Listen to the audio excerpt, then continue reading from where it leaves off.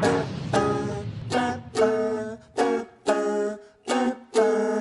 1 minute to talk about Doctor Who. Just 1 minute, or maybe two. Welcome to YouTube, we're talking Doctor Who. For you.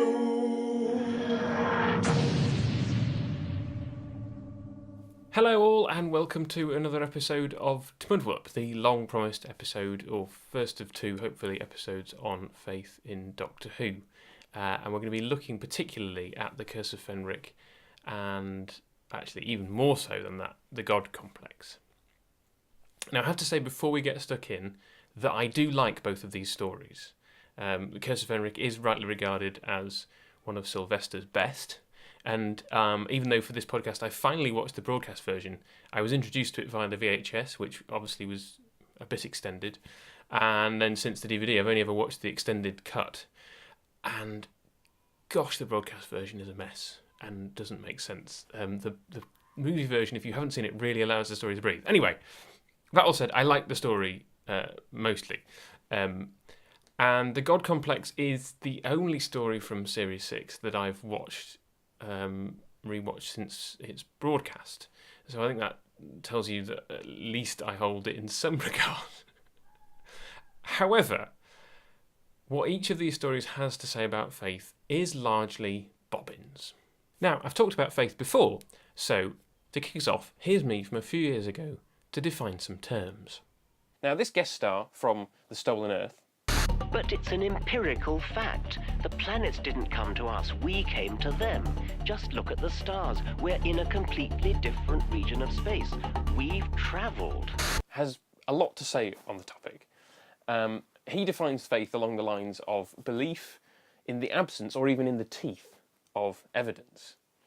And there's no doubt that there are people whose faith is like that, but we tend to put the word blind in front of faith to categorise that particular subset of faith. Now, I'd like to look at another definition of faith from someone who died the day before Doctor Who began.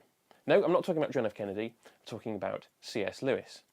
And he defined faith as the art of holding on to things that your reason has once accepted in spite of your changing moods. The God Complex defines faith thus. Faith is an energy, the specific emotional energy the creature needs to live.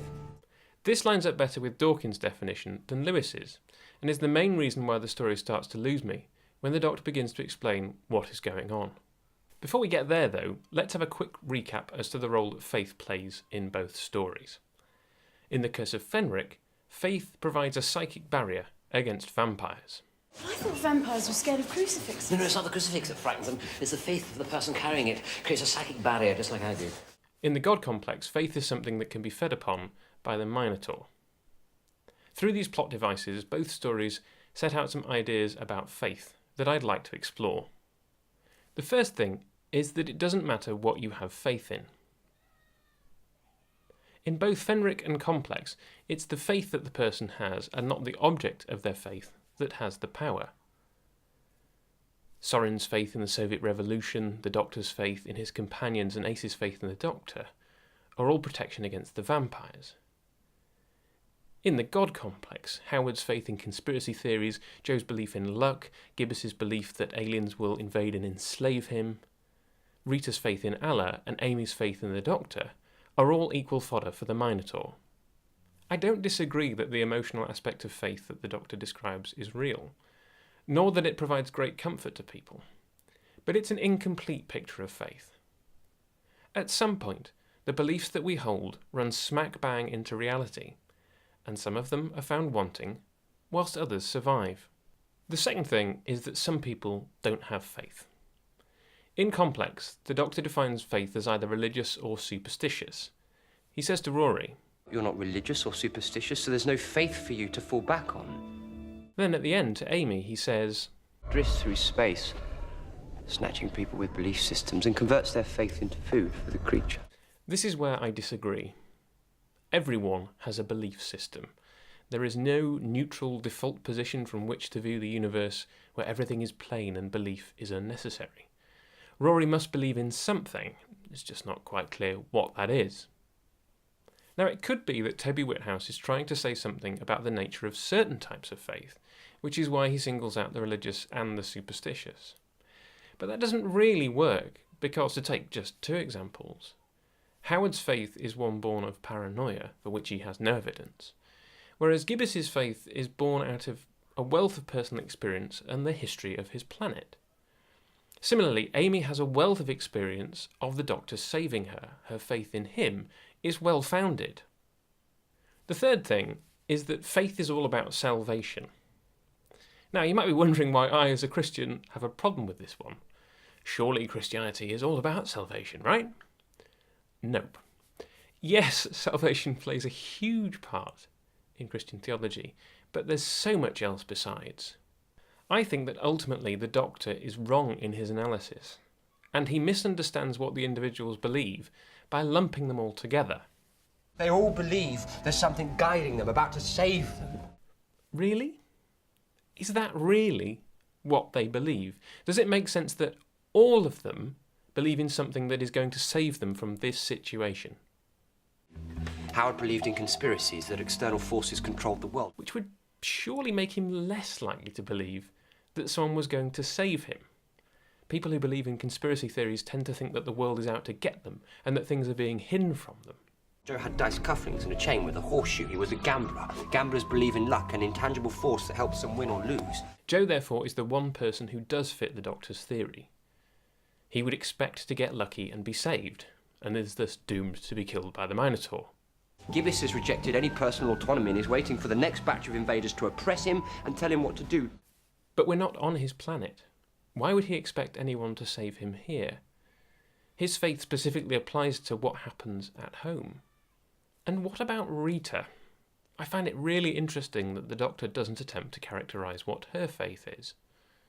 Would she expect Allah to save her in this situation? I don't know, and I suspect that Toby Whithouse doesn't either. I seem to recall hearing somewhere that in earlier drafts Rita was a Christian, and I'd be interested to see whether she featured in the Doctor's explanation in those. Had she been a Christian, I think I'd be quite confident in saying that she wouldn't expect to be saved from an alien Minotaur. She may well pray for salvation, but she wouldn't necessarily expect it. To understand a little bit more about why I might say that, I suggest looking up the story of Shadrach, Meshach and Abednego and their brush with the fiery furnace. In spite of all this, I still, as I said at the top, like both stories, because they made me stop and think and engage with the issues at hand. I also think that Doctor Who, being such a broad-scoped programme, must at some point express the contradictory opinions that I hold. Long-term viewers will remember my thoughts on Gridlock, and in spite of its many faults, the ending of Last of the Time Lords actually has a great deal of good to say on this subject.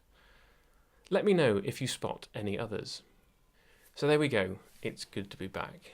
I've really been out of the loop with podcasts. I've had so little time in the last year to listen to them, and I've just missed so much. Congratulations to Ready Friscaro on their recent 10th anniversary.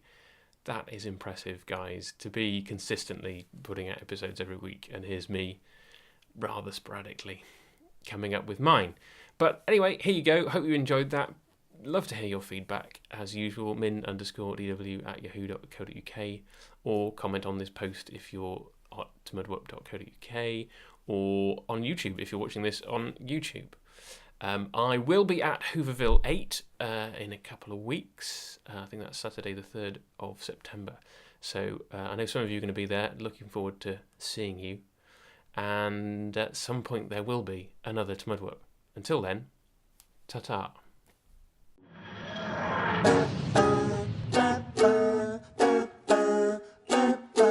Just 1 minute to talk about Doctor Who. Just 1 minute, or maybe two.